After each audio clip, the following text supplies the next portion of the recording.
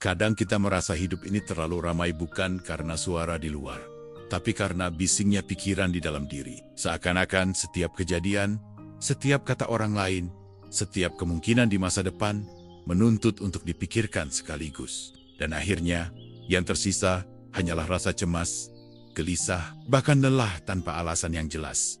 Namun, para filsuf Stoik sejak ribuan tahun lalu sudah menyadari hal ini. Mereka percaya ketenangan bukanlah hadiah yang datang dari luar, melainkan sesuatu yang kita latih dari dalam. Pikiran manusia ibarat kemudi kapal. Jika ia diarahkan dengan benar, maka kita bisa melewati badai kehidupan tanpa harus karam. Jika sekecil apapun gelombang bisa membuat kita goyah, melatih pikiran agar tetap tenang bukan berarti menghapus emosi atau menolak kenyataan. Sebaliknya, ini tentang menguasai diri, membedakan mana yang bisa kita kendalikan dan mana yang tidak, serta belajar melepaskan hal-hal yang berada di luar jangkauan kita. Disinilah Stoikisme hadir, bukan sekadar teori kuno, tapi panduan praktis untuk menjalani hidup dengan lebih jernih dan kuat. Selamat datang di Arah Mindset, tempat kita bersama Shemo belajar mengarahkan pikiran agar hidup yang penuh tekanan ini bisa kita jalani dengan hati yang lebih lapang. Karena pada akhirnya, arahkan pikiranmu, temukan ketenanganmu. Kadang kita terjebak dalam perangkap pikiran sendiri. Kita merasa bisa, bahkan harus, mengendalikan segalanya orang lain, situasi, hasil dari setiap usaha. Dan saat kenyataan tidak berjalan sesuai harapan, kita frustrasi, marah, bahkan hancur. Stoikisme sejak awal sudah memberi kita sebuah kebenaran sederhana. Tidak semua hal berada dalam kuasa kita. Inilah titik awal ketenangan menyadari batas kendali. Coba kita pikirkan sejenak. Apa yang benar-benar bisa kita atur sepenuhnya? Tubuh kita. Tidak, kita bisa merawatnya dengan baik. Makan sehat, berolahraga. Tapi tetap saja sakit bisa datang kapan saja. Kita bisa berusaha panjang umur, tapi tidak bisa menentukan kapan hidup ini berakhir. Lalu, apakah pekerjaan kita bisa kita kuasai sepenuhnya? Tidak. Kita bisa bekerja keras, mempersiapkan segala hal. Tapi keputusan atasan, kondisi pasar, atau kebijakan pemerintah semua itu berada di luar jangkauan kita. Bahkan dalam hal yang paling dekat sekalipun, yaitu hubungan dengan orang lain, kita tetap tidak punya kendali penuh. Kita bisa mencintai, memberi perhatian, berlaku jujur, tapi perasaan orang lain bukan milik kita untuk diatur. Stoikisme mengajarkan pemisahan yang tajam antara dua ranah, hal-hal yang berada di dalam kendali dan hal-hal yang berada di luar kendali. Yang berada di dalam kendali hanyalah pikiran kita, penilaian kita, dan tindakan kita. Selebihnya hanyalah ilusi kendali. Masalahnya, banyak dari kita hidup terbalik. Kita menguras tenaga untuk mengatur yang tidak bisa kita kuasai, lalu mengabaikan yang sebenarnya berada di tangan kita. Kita ingin dipuji, diterima, dimengerti. Kita ingin cuaca cerah saat liburan, atau ingin orang lain selalu sesuai dengan harapan kita. Saat itu tidak terjadi, kita gusar. Padahal semua itu memang bukan milik kita untuk dikendalikan. Ketika menyadari batas kendali, kita tidak lagi memaksa dunia tunduk pada kehendak kita. Kita justru menata pikiran agar lebih realistis. Dunia memang luas, penuh kemungkinan, dan sering tidak sesuai rencana. Tapi di tengah semua itu, kita masih memiliki satu wilayah kecil, namun sangat kuat. Cara kita berpikir dan merespons. Itulah benteng terakhir sekaligus kekuatan utama manusia. Coba bayangkan sebuah kapal di lautan. Angin bisa berubah, ombak bisa datang tiba-tiba. Seorang nakhoda tidak bisa mengendalikan laut, tapi ia bisa mengendalikan arah layar dan kemudi. Begitu juga kita, hidup memang penuh ketidakpastian. Tapi kendali atas sikap dan pilihan selalu ada di tangan kita. Menyadari batas kendali bukan berarti menyerah. Ini justru jalan menuju kebebasan batin. Bayangkan seseorang yang terus-menerus marah karena orang lain tidak sesuai harapan. Ia ibarat menendang tembok keras dengan kaki telanjang yang sakit dirinya sendiri. Saat ia berhenti menuntut tembok untuk berubah, barulah ia bisa berjalan lebih tenang. Banyak orang mengira ketenangan datang saat semua di luar berjalan sesuai keinginan. It's why Lucy, ketenangan sejati justru hadir saat kita berdamai dengan kenyataan bahwa dunia tidak akan pernah sepenuhnya sesuai kehendak kita. Dan dari titik itu, kita belajar mengarahkan energi hanya pada hal-hal yang bisa kita ubah. Mari lihat contoh kecil dalam keseharian. Katakanlah kita terjebak macet. Kita bisa mengumpat, gelisah, atau kesal pada pengemudi lain. Tapi apakah itu membuat lalu lintas lebih lancar? Tidak. kita hanya menambah penderitaan pada diri sendiri. Sebaliknya, jika kita menerima bahwa macet di luar kendali, lalu memilih memutar musik tenang atau mendengarkan audiobook, situasi yang sama bisa kita jalani dengan jauh lebih ringan.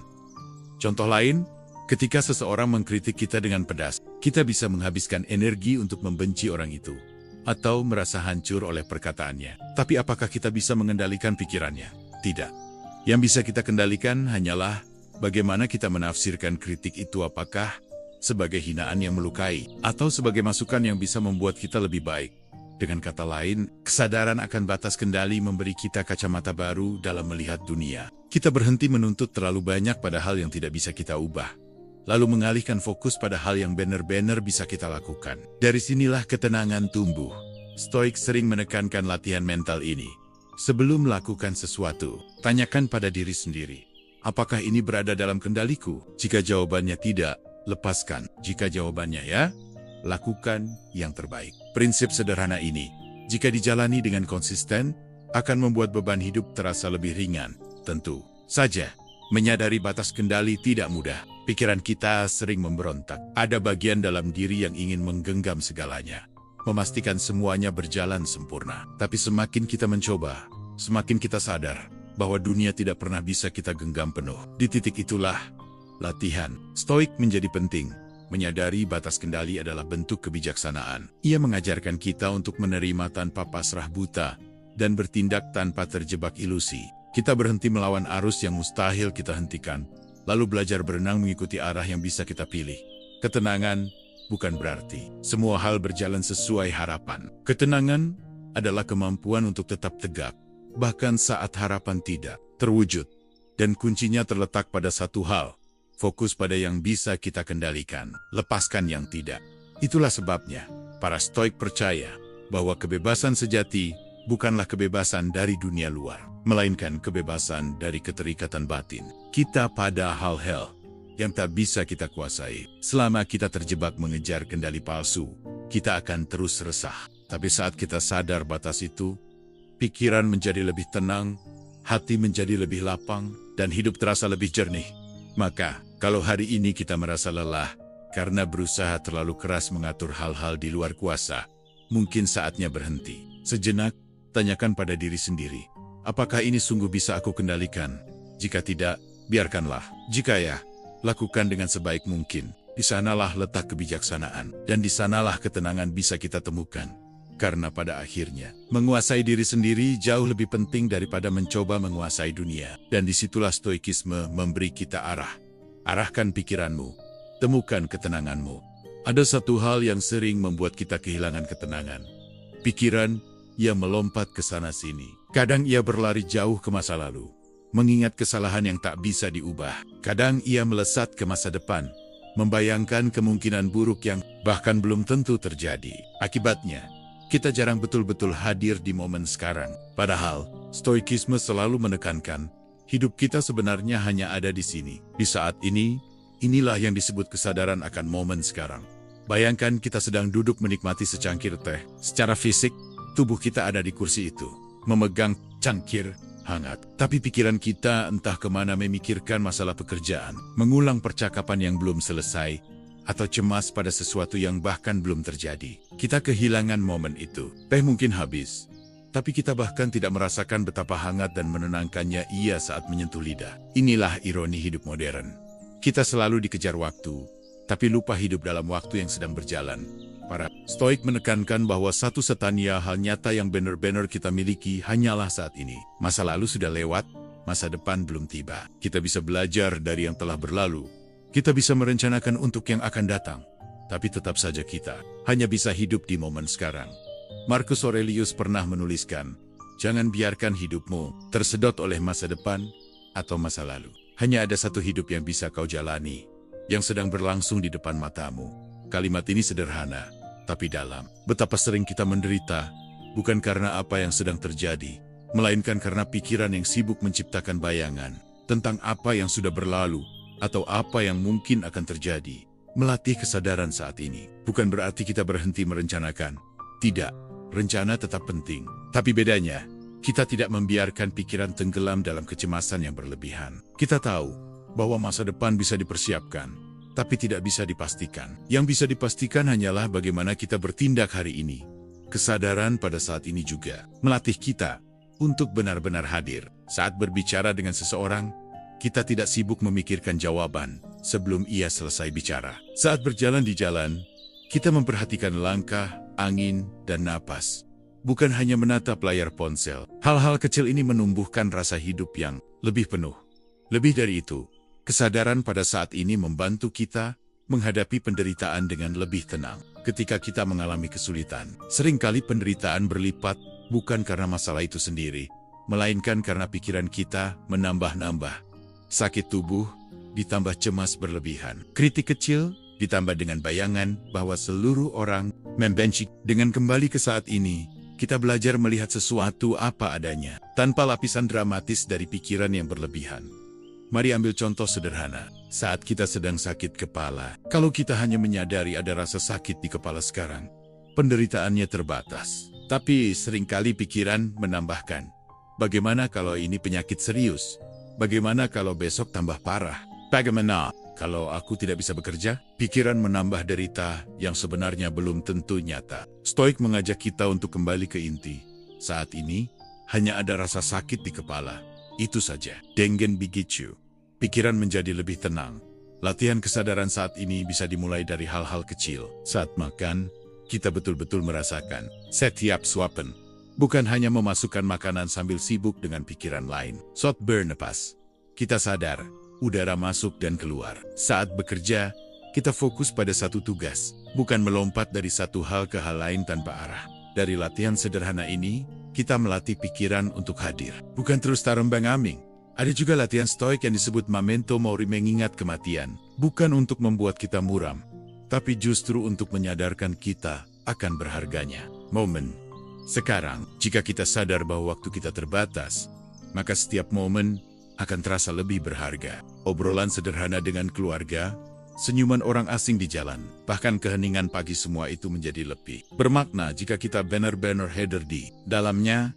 Kesadaran saat ini juga membuat kita lebih bijak dalam menghadapi godaan dan emosi. Ketika amarah muncul, kita bisa berhenti sejenak dan menyadari, aku sedang marah sekarang. Dengan begitu, kita tidak langsung bereaksi, tapi memberi jarak pada emosi itu. Sama halnya ketika keinginan kuat muncul, kita bisa berkata, aku sedang sangat menginginkan ini sekarang. Kesadaran kecil itu memberi kita ruang untuk memilih, bukan sekadar terseret. Semua latihan ini pada akhirnya mengarah pada satu hal, ketenangan. Pikiran yang hadir di saat ini tidak terlalu terbebani oleh apa yang sudah lewat, dan tidak terlalu cemas pada apa yang belum datang. Ia tenang karena berakar di tanah yang nyata di sini dan sekarang. Hidup ini, kalau kita pikirkan, hanyalah kumpulan dari saat ini yang terus bergulir. Jika kita kehilangan momen sekarang, berarti kita kehilangan hidup itu sendiri. Maka melatih kesadaran pada momen sekarang bukan hanya soal mencari ketenangan, tapi juga soal betul-betul hidup. Kita bisa mulai bertanya pada diri sendiri, apakah aku benar-benar hadir saat ini? Apakah pikiranku ada di sini? Atau sedang terseret ke masa lalu dan masa depan? Pertanyaan sederhana ini bisa jadi pintu masuk menuju hidup yang lebih jernih. Karena pada akhirnya, stoikisme bukan hanya mengajarkan kita untuk berpikir tenang, tapi juga untuk hidup sepenuhnya. Dan itu hanya bisa terjadi jika kita belajar hadir di momen yang satu-satunya nyata. Saat ini, arahkan pikiranmu. Temukan ketenanganmu di sini, di momen sekarang. Seringkali kita merasa hidup tidak adil. Kita mengeluh karena situasi tidak berjalan sesuai harapan. Kita kecewa karena orang lain berkata atau bertindak di luar dugaan. Kita marah karena keadaan membuat kita rugi. Namun, jika kita telusuri lebih dalam, akar kegelisahan kita bukanlah pada situasi itu sendiri, melainkan pada bagaimana kita meresponsnya. Inilah pelajaran besar dari stoikisme. Kita tidak bisa mengendalikan situasi, tapi kita selalu bisa mengendalikan respon kita. Bayangkan kita sedang berjalan, lalu tiba-tiba hujan deras turun. Kita bisa mengomel, menyalahkan cuaca, merasa hari kita hancur, atau kita bisa menerima kenyataan bahwa hujan memang di luar kendali kita, lalu memilih berteduh, memakai payung, atau bahkan menikmati bunyinya. Situasi sama, tapi respon berbeda. Dan respon itulah yang menentukan apakah kita tetap tenang atau justru terseret dalam kegelisahan. Epictetus, seorang filsuf stoik, pernah berkata, bukan peristiwa yang mengganggu kita, melainkan pendapat kita tentang peristiwa itu. Kalimat ini terasa sederhana, tapi sesungguhnya sangat dalam. Dunia luar penuh dengan hal-hal yang tidak bisa kita prediksi. Cuaca, perkataan orang lain, keputusan atasan, bahkan perputaran nasib. Tapi bagaimana kita menafsirkan dan merespons semua itu? Sepenuhnya ada dalam kendali kita. Coba perhatikan saat kita dikritik. Satu orang bisa marah, tersinggung, lalu menyimpan dendam. Orang lain bisa mendengar kritik yang sama, tapi menjadikannya bahan untuk memperbaiki diri. Situasi sama, respon berbeda, dan kualitas hidup kita ditentukan oleh respon yang kita pilih, bukan oleh situasi yang menimpa kita. Mengendalikan respon bukan berarti menekan emosi. Kita tetap manusia. Kita bisa merasakan sedih, marah, atau kecewa. Bedanya, kita tidak membiarkan emosi itu memegang kemudi hidup kita. Kita bisa berhenti sejenak, mengamati apa yang kita rasakan, lalu memilih jalan terbaik. Marah boleh muncul, tapi apakah harus diikuti dengan kata-kata tajam? Tidak. Kecewa boleh hadir, tapi apakah harus membuat kita berhenti berusaha? Tidak. Mengendalikan respon juga berarti menjaga martabat diri. Saat orang lain bertindak buruk, kita tidak perlu membalas dengan cara yang sama. Jika kita membalas kejahatan dengan kejahatan, bukankah itu berarti kita menyerahkan kendali diri kita pada mereka? Justru dengan tetap tenang, kita membuktikan bahwa diri kitalah yang berkuasa atas pikiran dan tindakan kita, bukan orang lain. Mari ambil contoh nyata. Bayangkan kita sedang mengemudi, lalu seseorang menyalip dengan kasar. Naluri kita mungkin ingin membalas, menyalip kembali, atau setidaknya memaki. Tapi apa gunanya? Tindakan itu tidak membuat lalu lintas lebih lancar, malah mungkin menambah masalah. Sebaliknya, jika kita memilih tetap tenang, menjaga jarak, lalu melanjutkan perjalanan, kita tidak hanya menghindari bahaya, tapi juga menjaga batin tetap jernih. Di sini terlihat jelas, respon kitalah yang menentukan kualitas momen itu. Latihan mengendalikan respon bisa dimulai dengan kesadaran bahwa jeda kecil selalu ada di antara peristiwa dan reaksi. Viktor Frankl, seorang penyintas kamp konsentrasi yang banyak terinspirasi stoikisme, menulis bahwa di antara stimulus dan respon ada ruang. Di ruang itulah terletak kebebasan kita untuk memilih. Saat kita marah, sedih, atau terguncang, ada ruang kecil sebelum kita bertindak. Jika kita mampu memanfaatkan ruang itu, kita bisa memilih respon yang lebih bijak.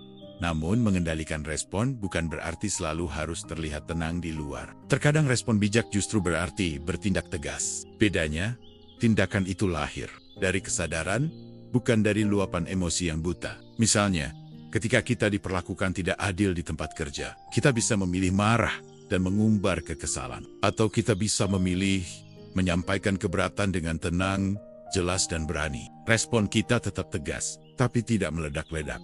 Kuncinya adalah menyadari bahwa kebebasan sejati tidak ditentukan oleh situasi, melainkan oleh kemampuan kita memilih respon. Orang bisa merampas harta kita, bahkan membatasi gerak tubuh kita, tapi tidak ada yang bisa merampas kebebasan pikiran kita dalam menentukan bagaimana kita menafsirkan peristiwa itu. Itulah benteng terakhir yang diajarkan stoikisme. Jika kita renungkan, sebagian besar penderitaan mental datang dari keinginan untuk mengendalikan hal-hal yang sebenarnya di luar kuasa. Kita ingin situasi selalu ideal, orang lain selalu baik, hasil selalu sesuai harapan. Padahal, semua itu tidak pasti. Yang pasti hanyalah satu, kendali atas respon kita. Maka, semakin kita fokus pada respon, semakin ringan pikiran kita menghadapi apapun. Bayangkan, sebuah batu besar jatuh di jalan. Kita tidak bisa menghapus batu itu dengan marah-marah, tapi kita bisa memilih apakah akan berhenti mencari jalan, memutar, atau bahkan berusaha memindahkannya. Batu tetap ada, tapi respon kita yang menentukan langkah selanjutnya. Hidup akan selalu penuh dengan kejutan. Sebagian menyenangkan, sebagian mengecewakan. Situasi datang silih berganti. Kadang di luar rencana, kadang tidak masuk akal. Tapi kita tidak harus menjadi korban dari situasi itu. Kita bisa berdiri tegak dengan satu kesadaran. Aku tidak bisa mengendalikan apa yang terjadi, tapi aku bisa mengendalikan bagaimana aku menghadapinya. Dan ketika kita berhasil menjaga kendali pada respon, hidup terasa lebih lapang. Kita tidak lagi mudah dikendalikan oleh kemarahan, kekecewaan, atau provokasi. Kita menjadi tuan bagi diri sendiri, bukan budak dari keadaan. Itulah inti latihan stoik. Bukan mengubah dunia agar sesuai dengan keinginan kita, melainkan mengubah diri agar bisa merespons dunia dengan tenang dan bijaksana. Karena Pada akhirnya, ketenangan bukanlah tentang hidup tanpa masalah, melainkan tentang bagaimana kita merespons masalah itu dengan kepala jernih. Dan di titik itulah, kita menemukan arah yang sesungguhnya. Arahkan pikiranmu, temukan ketenanganmu. Ada satu pertempuran yang paling sulit dalam hidup, dan seringkali tidak terlihat oleh siapapun. Pertempuran di dalam pikiran kita sendiri. Kita bisa tampak tenang di luar, tapi di dalam ada suara-suara yang saling bertabrakan: kecemasan, penilaian, rasa takut dan keraguan. Disinilah stoikisme memberi kita sebuah latihan penting. Mengasah disiplin pikiran. Disiplin pikiran berarti melatih cara kita berbicara kepada diri sendiri. Karena sejatinya, suara yang paling sering kita dengar bukanlah suara orang lain, melainkan suara batin kita sendiri. Jika suara itu dipenuhi kritik, keluhan, dan ketakutan, hidup kita akan terasa sempit dan berat. Namun jika suara itu terlatih untuk jernih, kuat, dan realistis, maka sekalipun dunia luar berguncang, batin kita tetap kokoh. Coba renungkan, berapa kali dalam sehari kita berbicara buruk pada diri sendiri? Aku tidak cukup pintar, aku selalu gagal. Hidup ini terlalu sulit. Kata-kata itu mungkin tidak pernah kita ucapkan keras-keras, tapi ia berputar di kepala, memengaruhi sikap, dan pada akhirnya membentuk tindakan. Inilah sebabnya para stoik menekankan pentingnya menjaga pikiran. Karena pikiran adalah akar dari segalanya. Marcus Aurelius, seorang kaisar yang juga filsuf, menulis dalam catatannya, Meditations, kebahagiaan hidup kita tergantung pada kualitas pikiran kita. Kalimat ini menegaskan bahwa apapun kondisi luar, pikiranlah yang menentukan apakah kita merasa damai atau gelisah. Mengasah disiplin pikiran berarti belajar mengarahkan dialog batin. Ketika pikiran negatif datang, kita tidak langsung mempercayainya. Kita belajar menguji, apakah ini benar? Apakah ini bermanfaat? Apakah aku harus mengikuti pikiran ini? Dengan cara ini, kita tidak lagi menjadi budak pikiran, tapi menjadi pengawas yang bijaksana. Salah satu latihan praktis dalam stoikisme adalah examen mentis, semacam refleksi harian. Di malam hari, sebelum tidur, kita bisa bertanya pada diri sendiri, apa yang kupikirkan hari ini? Apakah aku menguasai pikiranku? Atau pikiranku yang menguasai aku? Latihan sederhana ini menumbuhkan kesadaran, sehingga pelan-pelan kita bisa memperbaiki pola pikir yang tidak sehat. Disiplin pikiran juga melibatkan kemampuan untuk menahan diri dari penilaian yang tergesa-gesa. Seringkali kita melihat peristiwa, lalu langsung memberi label. Ini buruk, ini bencana. Padahal, Stoik mengajarkan bahwa peristiwa itu netral. Kitalah yang memberi warna dengan pikiran kita. Dengan disiplin, kita belajar menunda penilaian, memberi jeda, lalu menimbang. Dengan lebih jernih misalnya, kehilangan pekerjaan, pikiran yang tidak terlatih akan segera berkata, ini akhir segalanya, aku hancur. Pikiran yang terlatih akan menahan diri sejenak, lalu berkata, ini sulit, tapi mungkin ada jalan lain yang bisa kutemukan. Situasi sama, tapi pikiran yang disiplin mampu membuka ruang harapan. Bukan hanya menutup diri dengan keputusasaan. Mengasah disiplin pikiran juga berarti belajar mengarahkan fokus. Pikiran kita cenderung liar, melompat dari satu hal ke hal lain, seperti kera yang berpindah dari dahan ke dahan. Jika dibiarkan, ia akan menghabiskan energi pada hal-hal yang sia-sia, gosip, kecemasan, atau kenangan pahit. Tapi dengan disiplin, kita bisa berkata, aku memilih fokus pada hal yang bisa kulakukan sekarang. Dengen, begitu, energi pikiran, terarah, bukan tercecer. Tentu saja, melatih pikiran bukan pekerjaan sehari dua hari. Ia seperti melatih otot, butuh waktu, kesabaran, dan pengulangan. Setiap kali pikiran kita tergelincir ke arah yang salah, kita menariknya kembali. Setiap kali dialog batin berubah negatif, kita luruskan. Lama-kelamaan, pikiran menjadi lebih terlatih, lebih tenang, dan lebih terkendali. Dan yang menarik, disiplin. Pikiran bukan membuat kita kaku, tapi justru membuat kita lebih bebas. Karena saat pikiran tidak terlatih, kita dikendalikan oleh emosi sesaat. Marah sebentar, menyesal kemudian. Gelisah sekarang, bingung nanti. Tapi saat pikiran terlatih, kita punya ruang untuk memilih, bukan sekadar bereaksi. Inilah kebebasan sejati yang ditawarkan stoikisme. Bayangkan seorang prajurit yang setiap hari berlatih, mengasah pedang, menguatkan tubuh. Saat perang datang, ia tidak panik, karena sudah terbiasa melatih diri. Begitu juga dengan pikiran. Jika kita membiasakan disiplin dalam pikiran, maka ketika ujian hidup datang, kritik, kehilangan, kegagalan kita tidak langsung goyah. Kita mungkin terguncang sesaat, tapi segera menemukan kembali pijakan. Disiplin pikiran juga memberi kita ketahanan dalam menghadapi godaan dunia. Kita hidup di zaman yang penuh distraksi, notifikasi tanpa henti, berita yang membanjiri, opini yang tanpa disiplin, pikiran kita akan tercerai-berai. Tapi dengan disiplin, kita bisa memilih apa yang layak masuk ke pikiran dan menutup pintu pada hal-hal yang hanya mengacaukan pada akhirnya. Mengasah disiplin pikiran adalah latihan untuk menjadi tuan atas diri sendiri. Dunia luar bisa kacau, orang lain bisa tak terduga, situasi bisa sulit. Tapi jika pikiran kita terlatih, kita tetap bisa berjalan dengan langkah mantap. Dan di titik itu, kita menyadari bahwa ketenangan bukanlah sesuatu yang tiba-tiba datang dari luar. Ketenangan adalah buah dari pikiran yang terlatih, jernih, dan terarah. Itulah mengapa stoikisme selalu kembali pada satu prinsip sederhana.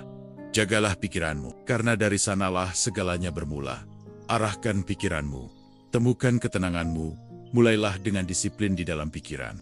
Salah satu hal yang paling menakutkan bagi banyak orang adalah ketidakpastian. Kita ingin hidup ini bisa diprediksi, ingin semua berjalan sesuai rencana, ingin jalan yang kita pilih lurus tanpa hambatan. Namun kenyataan selalu berbeda. Masa depan tak pernah bisa kita pastikan. Kadang sesuatu yang kita rancang matang-matang berantakan begitu saja. Dan sesuatu yang tidak pernah kita bayangkan justru datang membawa arah baru. Stoikisme mengajarkan kita untuk tidak melawan kenyataan itu. Sebaliknya, kita diajak untuk menyambut ketidakpastian dengan tenang.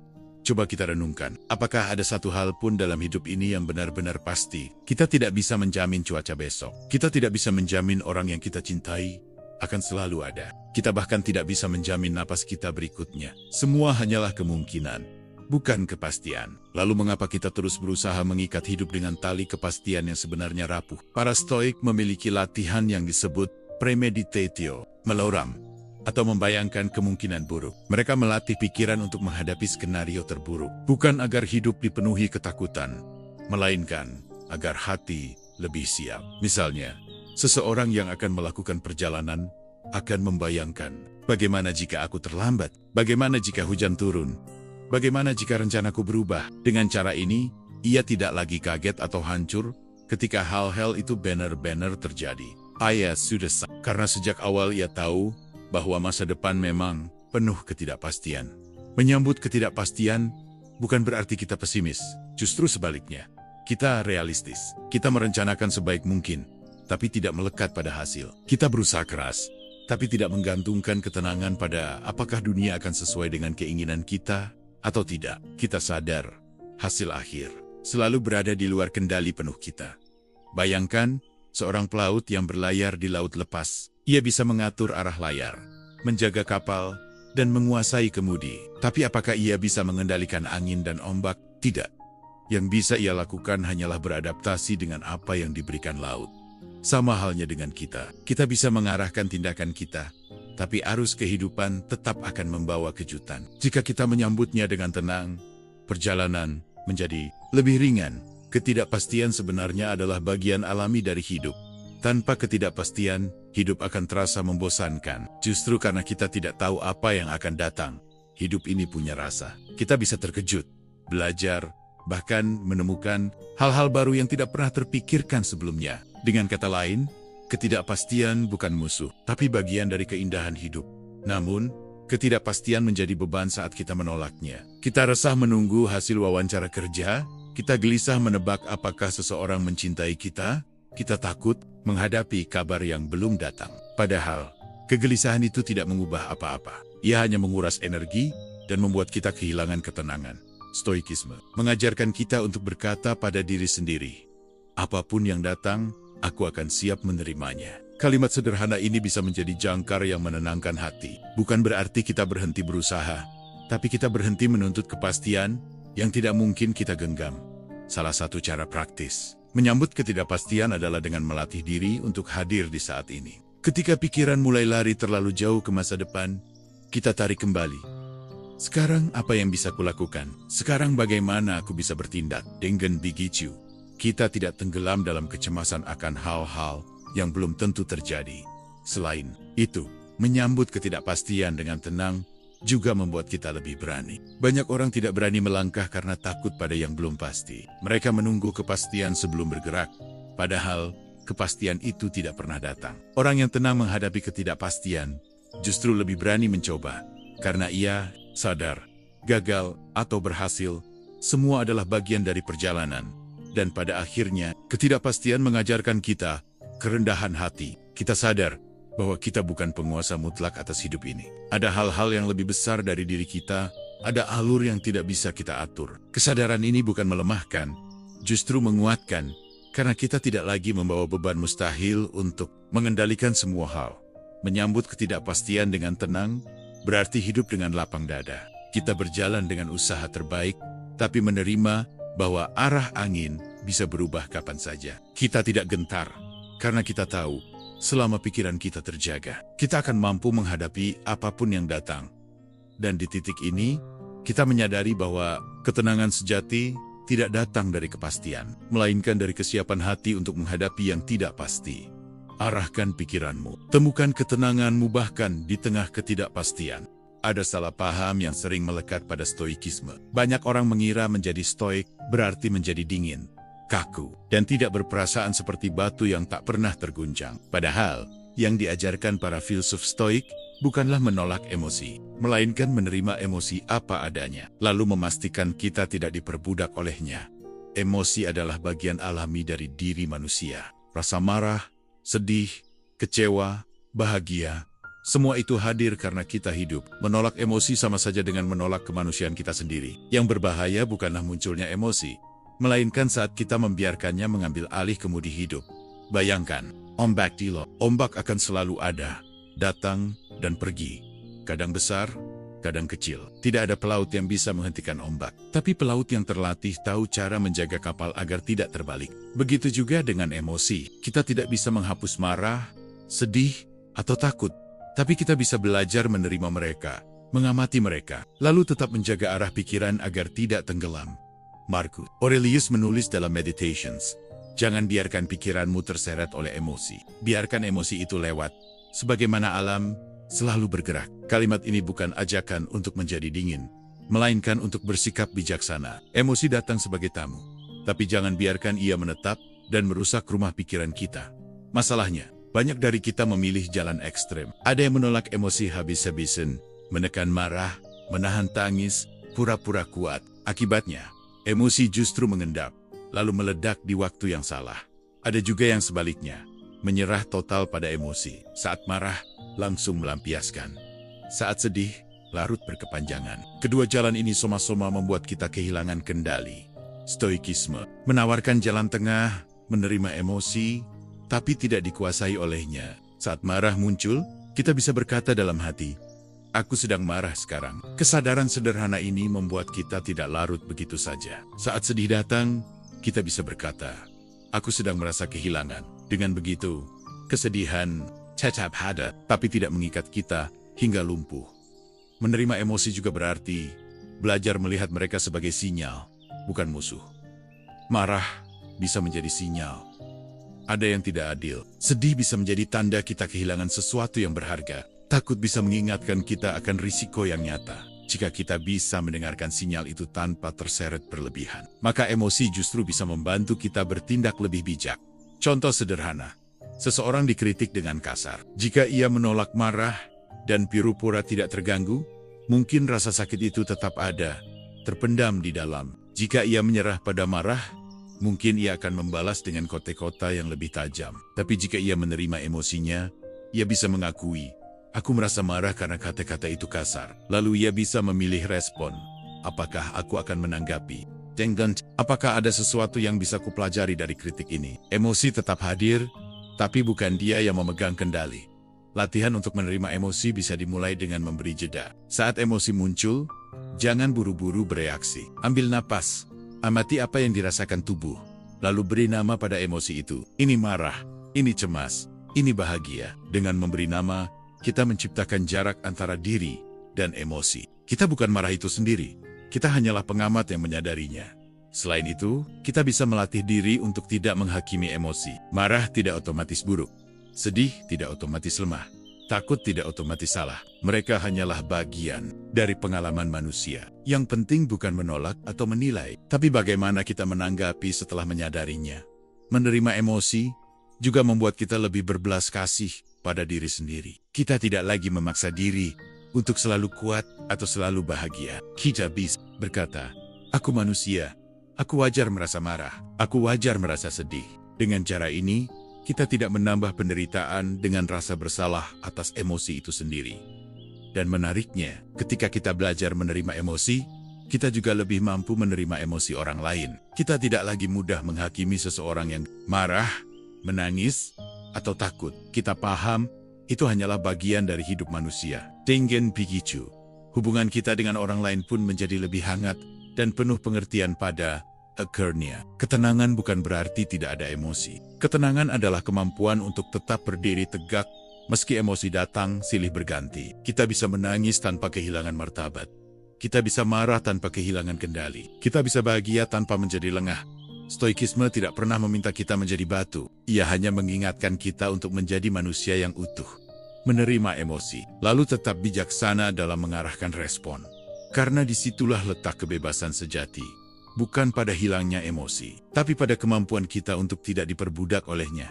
Arahkan. Piker, temukan ketenanganmu bahkan ketika emosi datang menghampiri, ada kalanya kita terjebak dalam lingkaran pikiran yang sempit. Masalah kecil terasa seolah bencana besar. Kata-kata orang lain yang sepele bisa membuat kita gelisah berhari-hari. Kegagalan sementara seakan menutup seluruh masa depan. Semua itu terjadi bukan karena masalahnya terlalu besar, tapi karena perspektif kita terlalu sempit. Disinilah Stoikisme mengajarkan satu latihan penting, melatih perspektif yang lebih luas. Bayangkan, kita sedang berdiri terlalu dekat dengan sebuah lukisan.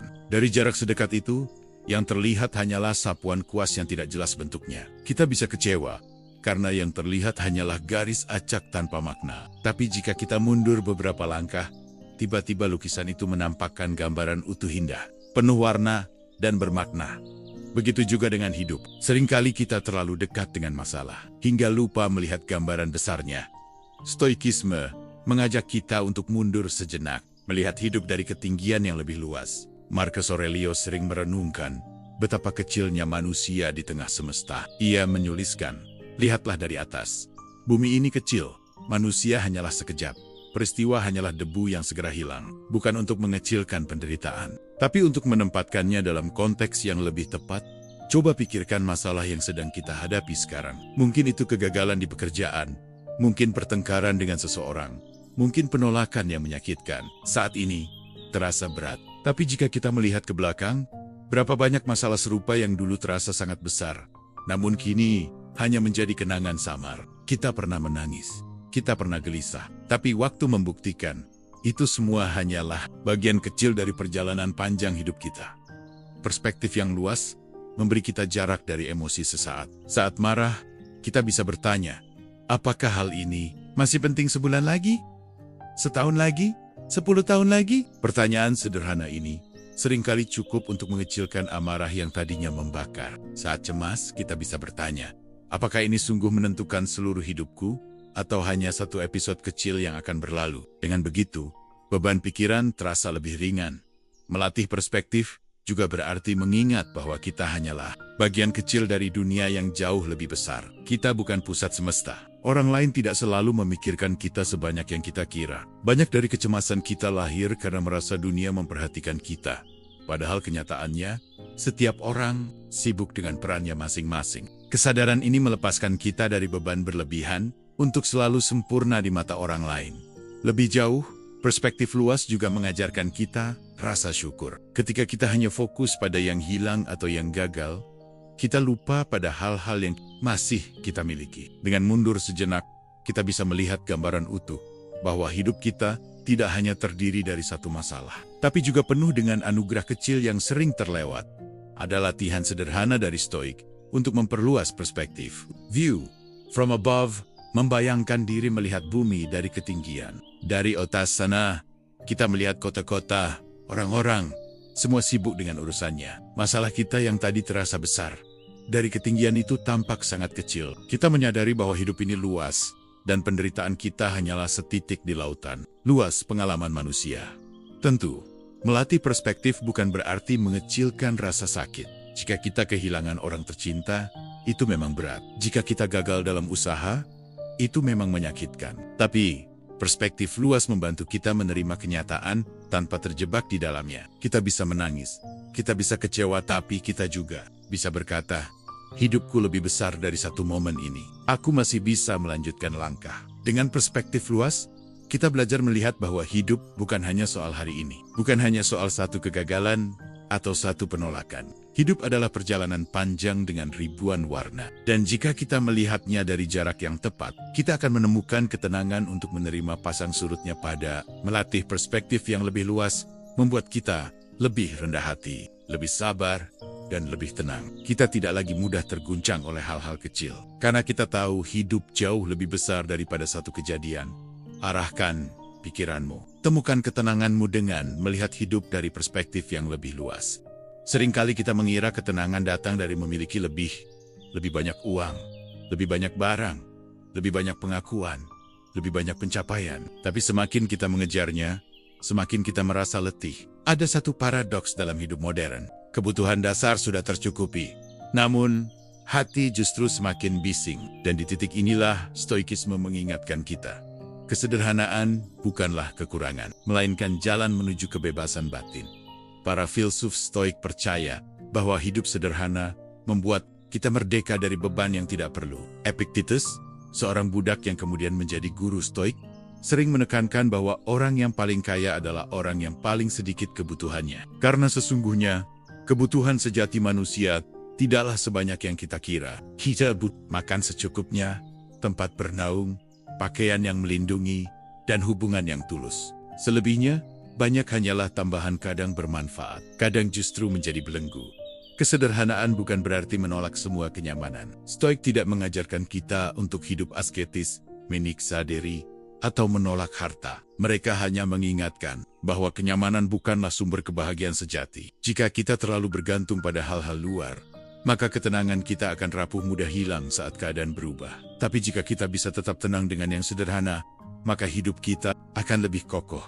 Bayangkan seseorang yang bahagianya bergantung pada barang mewah. Setiap kali punya ia merasa puas, tapi ketika hilang, ia gelisah, marah, bahkan hancur. Bandingkan dengan seseorang yang bisa menikmati secangkir air hangat, atau udara pagi yang segar, atau percakapan jujur dengan sahabat. Kebahagiaannya lebih tahan lama, karena tidak bergantung pada hal-hal yang mudah rapuh.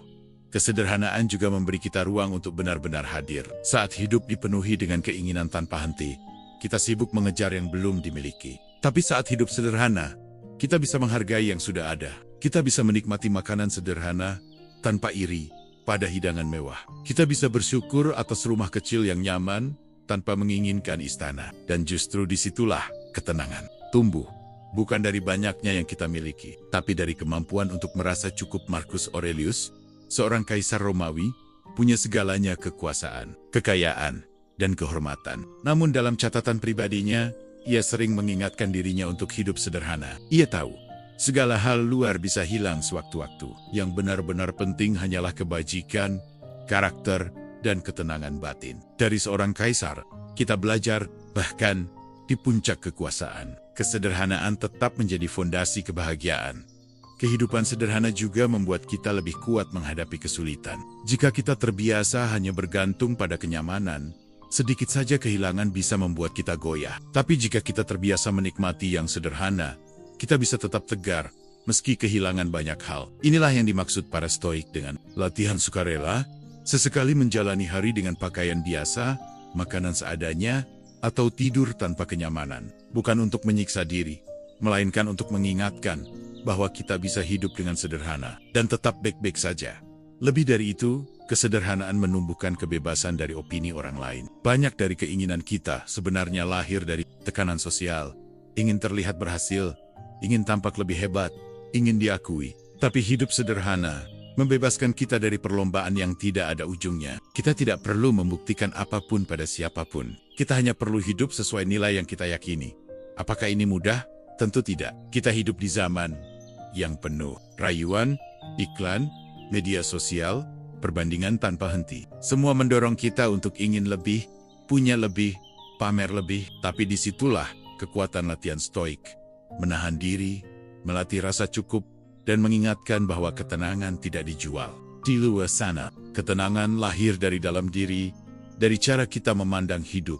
Dengan kesederhanaan, kita justru memiliki ruang untuk hal-hal yang benar-benar berharga, waktu bersama orang yang kita cintai, pikiran yang jernih untuk merenung, energi untuk menumbuhkan kebajikan, dan hati yang lapang untuk bersyukur pada akhirnya. Kesederhanaan bukan soal seberapa sedikit yang kita punya, tapi seberapa lapang kita bisa hidup tanpa terbebani oleh keinginan yang berlebihan.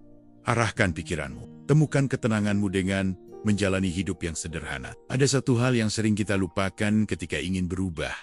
Kita terlalu berharap hasil besar dalam waktu singkat, tapi meremehkan kekuatan langkah kecil yang dilakukan terus-menerus. Dalam stoikisme, ketenangan pikiran bukanlah hadiah instan, melainkan buah dari latihan harian yang konsisten. Sama seperti tubuh yang sehat terbentuk dari kebiasaan makan dan olahraga yang teratur. Pikiran yang tenang juga tumbuh dari disiplin. Sehari-hari, Marcus Aurelius menulis catatan pribadinya setiap hari, bukan untuk orang lain, melainkan untuk dirinya sendiri. Ia tahu pikirannya mudah goyah, mudah terseret amarah, mudah lelah oleh tekanan. Maka ia menulis untuk meluruskan kembali arah batinnya, mengingatkan diri pada apa yang penting, dan meneguhkan tekadnya. Konsistensi kecil itu membuatnya mampu tetap jernih meski memikul beban sebagai kaisar Romawi. Begitu pula dengan kita, tidak ada latihan pikiran yang langsung membuat hidup tenang seketika. Hari ini kita mungkin berhasil menahan diri dari emosi, besok bisa saja gagal. Hari ini kita bisa bersyukur, besok mungkin kembali mengeluh. Tapi justru disitulah inti latihan. Jatuh dan bangkit lagi, gagal lalu mencoba kembali. Ketenangan, bukan soal sempurna, melainkan soal terus berusaha. Stoikisme mengajarkan bahwa setiap hari adalah kesempatan baru untuk berlatih. Bangun pagi bisa menjadi momen untuk menyiapkan pikiran. Hari ini mungkin ada hal-hal yang membuat kita kesal, orang-orang yang bersikap kasar, situasi yang tidak sesuai harapan. Menyadari ini sejak awal membuat kita lebih siap. Malam hari bisa menjadi waktu untuk meninjau diri. Apa yang sudah baik, apa yang masih perlu diperbaiki, dan bagaimana besok bisa lebih baik lagi. Siklus ini sederhana, tapi jika dilakukan konsisten, akan mengubah cara kita menjalani hidup. Konsistensi juga melatih kerendahan hati. Kita menyadari bahwa pikiran bukanlah sesuatu yang bisa dikendalikan sekali untuk selamanya. Ia perlu diarahkan setiap hari, sama seperti kapal yang terus dikendalikan agar tidak hanyut oleh arus. Begitu kita lengah, pikiran bisa kembali dikuasai kecemasan, amarah, atau keserakahan. Tapi dengan latihan teratur, kita punya jangkar yang membuat kita tetap stabil. Dalam kehidupan modern, menjaga konsistensi kadang lebih sulit daripada menghadapi masalah besar. Gangguan datang dari segala arah. Notifikasi, hiburan instan, tuntutan pekerjaan, dorongan sosial, pikiran kita mudah terseret keluar, lupa kembali ke dalam. Maka latihan stoik perlu dibuat sederhana, agar bisa dijalani setiap hari. Tidak panjang, yang penting rutin. Beberapa menit merenung, menulis catatan singkat, atau sekadar menarik napas dalam-dalam sambil mengingat hal-hal yang berada dalam kendali kita. Kekuatan latihan kecil yang konsisten baru terasa setelah waktu berjalan. Sama seperti tetesan air yang perlahan bisa melubangi batu. Latihan pikiran sehari-hari perlahan melubangi kebiasaan buruk kita, membuka jalan bagi ketenangan yang lebih kokoh. Kita mungkin tidak merasakan perubahannya hari ini, tapi beberapa bulan ke depan, kita akan menyadari bahwa kita lebih sabar, lebih jernih, dan lebih tenang dalam menghadapi hidup. Dan yang paling penting, jangan menunggu motivasi besar untuk memulai. Latihan pikiran bukan tentang momen spektakuler, melainkan tentang kesediaan untuk melakukannya. Meski sederhana, meski singkat, meski kadang terasa membosankan, justru disitulah letak kekuatannya. Konsistensi yang membentuk karakter, akhirnya, menjaga konsistensi dalam latihan pikiran, berarti menjaga arah hidup kita sendiri. Tidak peduli seberapa besar badai di luar, selama kita terus melatih pikiran dengan sabar, kita selalu punya kompas batin yang menuntun kita kembali pada ketenangan. Arahkan pikiranmu. Temukan ketenanganmu dengan konsistensi yang setia melatih pikiran setiap hari. Apakah kamu ingin saya lanjutkan monolog ke poin terakhir, yaitu ke-10, mengingat slogan hidup? Arahkan. Ada satu kalimat yang sederhana, tapi membawa kekuatan besar. Arahkan pikiranmu. Temukan ketenanganmu. Kalimat ini bukan sekadar slogan indah untuk diucapkan, tapi sebuah pengingat yang bisa menjadi pegangan hidup setiap hari. menggopa harus pikiran yang diarahkan. Karena dari sanalah segala sesuatu berawal. Kita tidak bisa mengendalikan dunia luar cuaca yang buruk, sikap orang lain, keberuntungan yang naik turun, semua itu berada di luar kendali. Tapi kita selalu bisa mengarahkan apa yang terjadi di dalam diri.